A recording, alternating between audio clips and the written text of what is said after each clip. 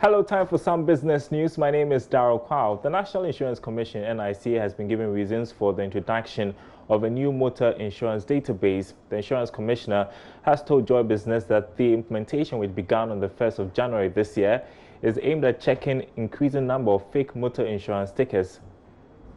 We've been interacting with the Commissioner General for the NIC, Justice Yaofori, on what has necessitated this particular move and how best it could deal with the scourge of fake motor insurance in the country. We realized that we had a lot of fake insurances on the market.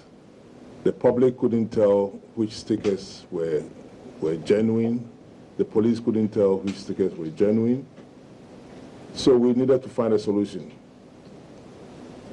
We also realized that most insurance companies were also underpricing their policies. And when they do so, and there's a claim, legitimate claims, they find it difficult to also pay claims. To what extent will this initiative help improve the situation, especially when it comes to motor insurance? Justice Yaofori has been explaining to Joy Business. Statistically, we believe that about 40% of the vehicles on our roads are not insured. So, and motor insurance is the biggest line of business so far as general business or general insurance is concerned. So if we are able to actually work on this and do it well, we believe that it will result in a higher insurance penetration. But as it stands now, we're being told by the NIC that this particular motor insurance database will go a long way to also deal with the matter of undercutting and underpricing among several insurance companies in the country. I'm Charles Aite for Joy Business.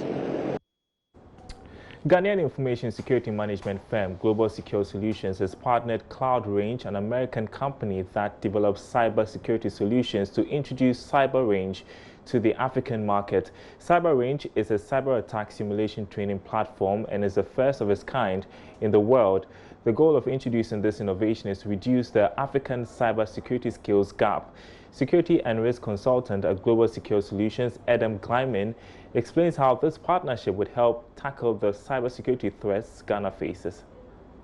What happened to the banks recently with the collapse of the banks and the cleanup of the banking industry? Look at the amount of money that was lost. Look at the impact it had to people, individuals, businesses.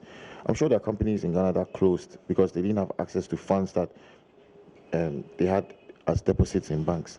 So there's that financial impact on the measures that we take as leaders to prevent our critical systems from subject to attacks. I can think of our healthcare, our military, our government, sensitive information, even private information of high-profile people. Okay, who is going to implement those defenses or understand how cyber attack works to mitigate the impact of those kinds of breaches?